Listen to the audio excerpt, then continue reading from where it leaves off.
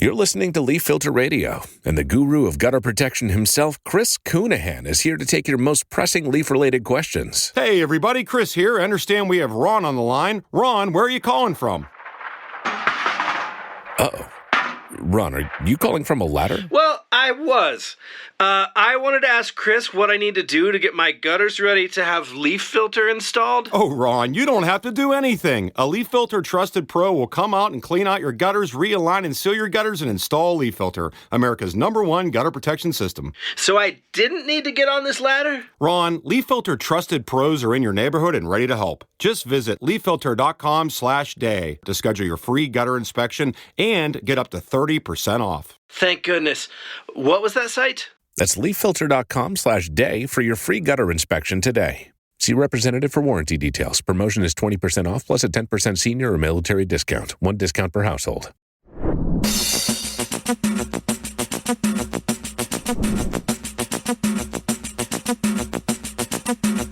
O lugar que é bom pra mim é onde eu quiser estar. A estrela ainda brilha, ela é quem vai me guiar. Ser guerreira é minha sina, batalhando pra vencer.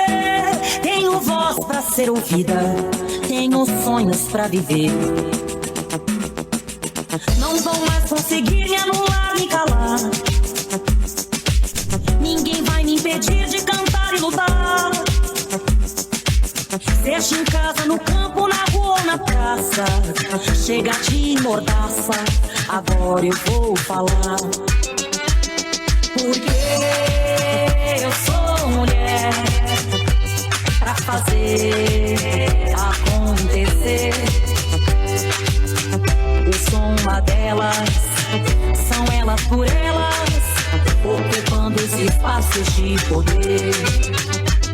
Porque eu sou mulher pra fazer acontecer. Eu sou uma delas, são elas por elas, ocupando os espaços de poder.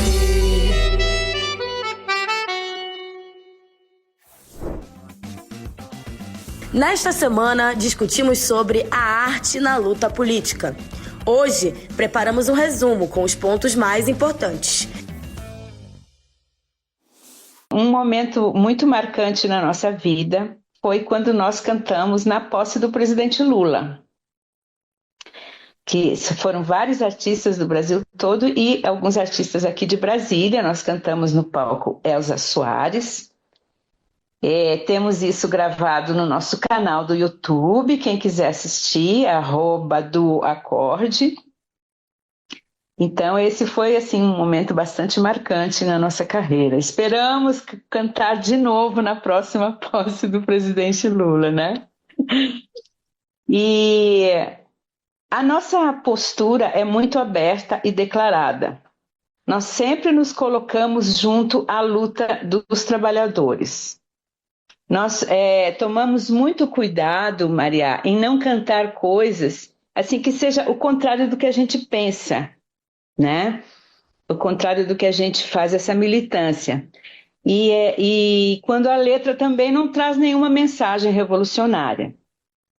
Então, a nossa postura faz com que essa mensagem sempre seja lembrada nas nossas músicas, nas nossas letras. A gente sempre procura manter sempre essa mensagem de luta, de militância e das coisas que a gente acredita. Isso a gente leva na nossa arte, na nossa música, nos nossos shows. Então nós temos, como eu falei, a gente tem, eu milito, né, na arte com 2 grupos, que é o Do Acorde e o Grupo Merceditas.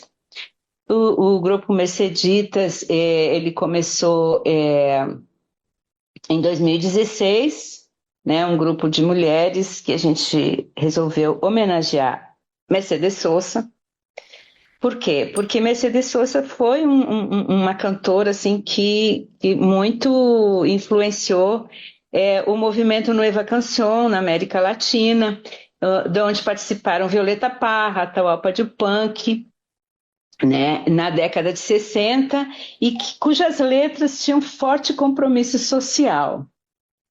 E aqui no Brasil, Geraldo Vandré, né, com as letras maravilhosas. E o projeto Graças à La Vida foi um espetáculo de teatro musical cujo texto foi do Hamilton Pereira, grande poeta aqui de Brasília, e onde nós evidenciamos a história da América Latina com canções aqui da América Latina também. E então foram 2 trabalhos assim muito com as músicas latino-americanas muito em evidência, né? E nós acreditamos que as lutas pela autodeterminação e vida plena, tanto daqui da América Latina, quanto da Palestina, quanto do povo sarauí, e dos dos trabalhadores do mundo inteiro, eles têm a mesma luta. Então, é a mesma luta, a mesma coisa. Então, em diversos lugares. Então, essa é a nossa luta, essa é a mensagem que a gente quer levar sempre no nosso trabalho. Este ano estamos fazendo, que inclusive vai ser realizado agora no sábado, dia 13, aqui na Praça Central do Paranoá, à tarde, o Arte Candanga, o Cerrado Canta. Então, que vai ser uma grande festa com muitos artistas, com música, com teatro, com brincadeiras infantis, tudo para homenagear o Cerrado, que é o lugar onde a gente vive. Então, inclusive, estão todos convidados, né? Pois é, as lideranças, né, direita e esquerda, elas reconhecem a importância do imaginário na disputa pela consciência das pessoas. Todo movimento de emancipação vitorioso na história da humanidade tem elementos muito fortes de cultura e arte. E nesse tempo que a gente vive, onde cada pessoa tem uma câmera no celular, a linguagem audiovisual ocupa um lugar super central nessa construção do imaginário, né? Por isso, a gente acredita que é essencial a militância cotidiana, sempre, toda hora, e muito firme, de nós artistas de esquerda, né? Para a gente superar essas contradições que o capitalismo nos impõe. Então, é por isso que a gente usa muito essa questão do audiovisual. Eu vivi no Rio Grande do Sul e, na realidade, eu vivi pouco lá, porque eu saí pequena de lá, né?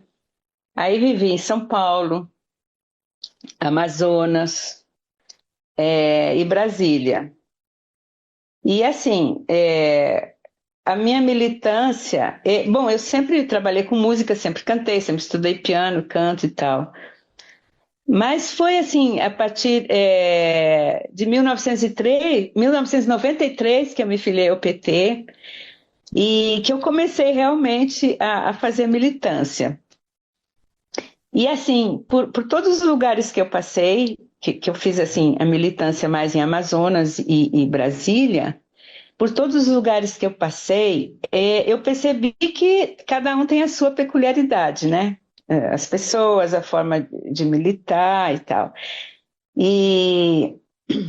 Mas com as diferentes formas, com os diferentes sotaques. Mas, assim, a gente percebe que o inimigo das trabalhadoras e trabalhadores é sempre o mesmo, né?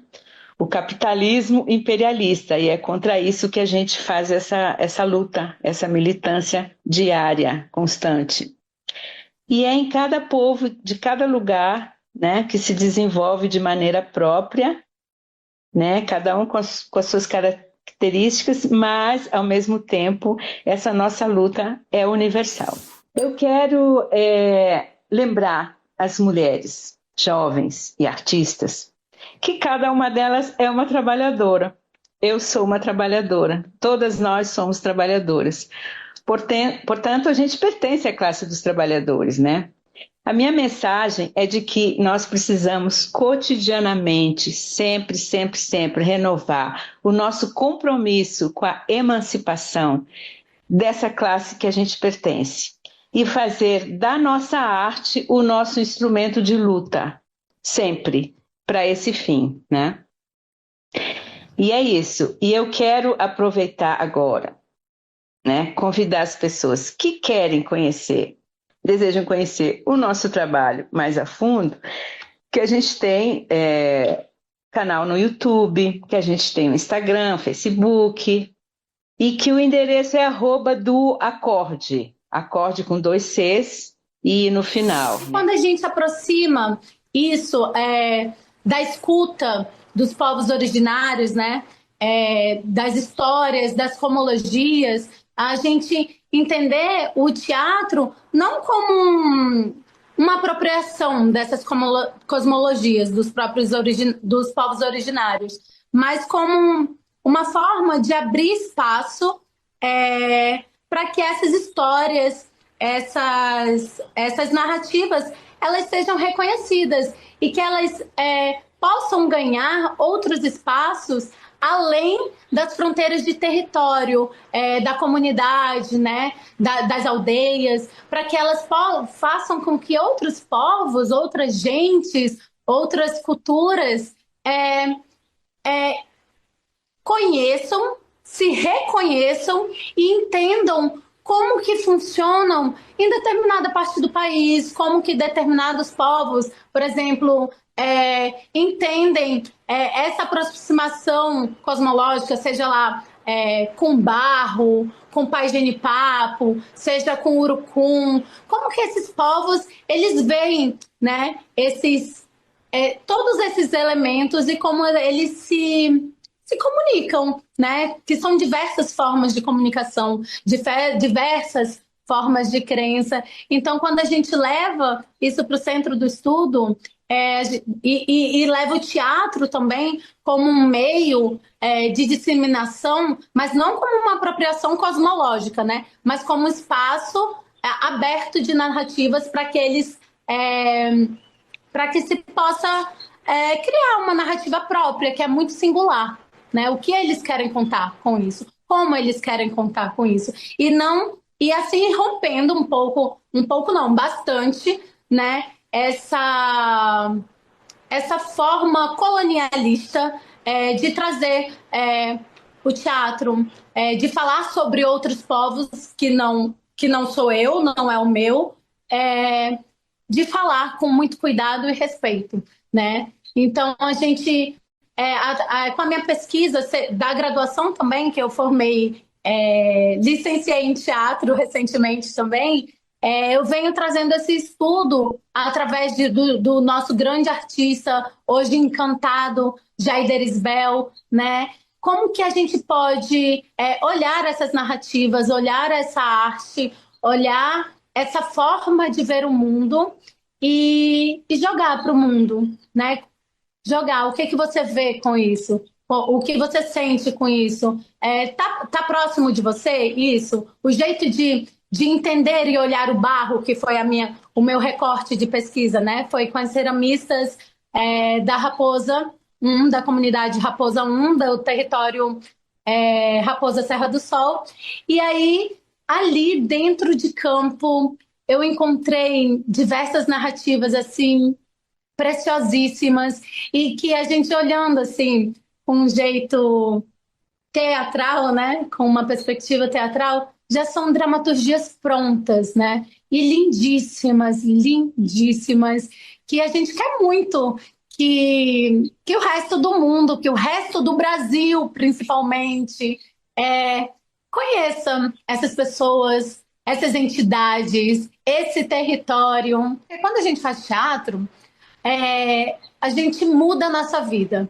A gente trabalha com confiança, com autoestima, né? Com reconhecimento. E quando você conta a sua história, a história da sua família, a história das suas crenças, o que seja, quando você fala de si, né? Você se liberta um pouco também. E se reconhece no outro. Quando o outro fala de si também, você que é plateia, você se reconhece no outro. Então isso é uma troca muito importante, tanto para quem faz quanto para quem assiste. Então, e tanto para quem está aí nessa luta de levar para essas pessoas, né? A gente aprende Sempre. Aprende quem faz, quem está no palco, quem executa, quem assiste, quem ilumina. A gente está sempre aprendendo, porque é sempre um desafio. Lidar com pessoas, lidar com histórias, é sempre um desafio de, de vida, esse desafio humano mesmo, né? Então, para gente, para mim, é muito importante o teatro como ferramenta mesmo de mudança social. A gente começa com uma mudança estrutural, né?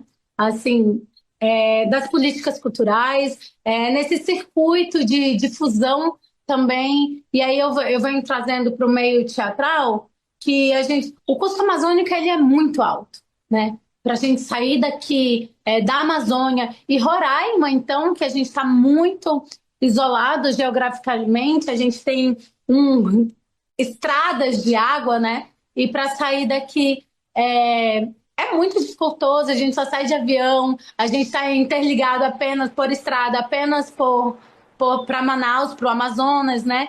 Então, esse custo amazônico é muito alto. E aí eu falo assim, muito alto para a circulação e também para montagens dos espetáculos, né? Para a gente comprar um tecido, por exemplo, que em outro lugar a gente encontra por X, né? Aqui ele vai chegar a XX. Então as coisas são as opções são reduzidas. Então para a gente chegar, né? Nesse circuito onde, querendo ou não, o Nordeste ele tem uma maior facilidade, né, de furar um pouco essa bolha do eixo sul-sudeste, para a gente chegar nessa, sei lá, para se apresentar em outras capitais brasileiras, até mesmo no Norte, é um custo muito alto, né, que muitas vezes a gente não é conhecido e reconhecido como produtores culturais aqui no Norte, para o resto do Brasil. E quando a gente chega, por exemplo, teve uma vez que a gente fez uma circulação pelo SESC, o SESC é um grande difusor, né? Eu acho que hoje em dia é um dos nossos maiores difusores. Aqui tem o projeto Amazônia, Amazônia. Ai, meu Deus, esqueci. Tem um projeto do SESC que ele faz essa circulação do que a gente produz aqui no Norte. Todos os estados do Norte têm um representante e aí circula por toda essa Amazônia legal, né? E aí, SESC é Amazônia das Artes, meu Deus. O SESC é Amazônia das Artes. E isso é de extrema importância para a gente que faz cultura aqui no Norte, seja teatral, seja musical, seja literária, né? Que esse projeto ele possibilita essa circulação de múltiplas linguagens artísticas pelo norte do Brasil. E isso é de extrema importância para a gente conhecer o que outros estados produzem aqui, né? Então, quando vem uma apresentação, sei, do Acre, do Amapá, e eu consigo perceber o que está se produzindo lá, né? O que tem de bom acontecendo lá, e assim vice-versa, a gente gera uma conexão territorial amazônica muito importante, e através disso a gente pode, como uma válvula propulsora para o resto do Brasil, né? Mas que ainda assim é muito, muito, muito dificultoso. Então, a gente tem,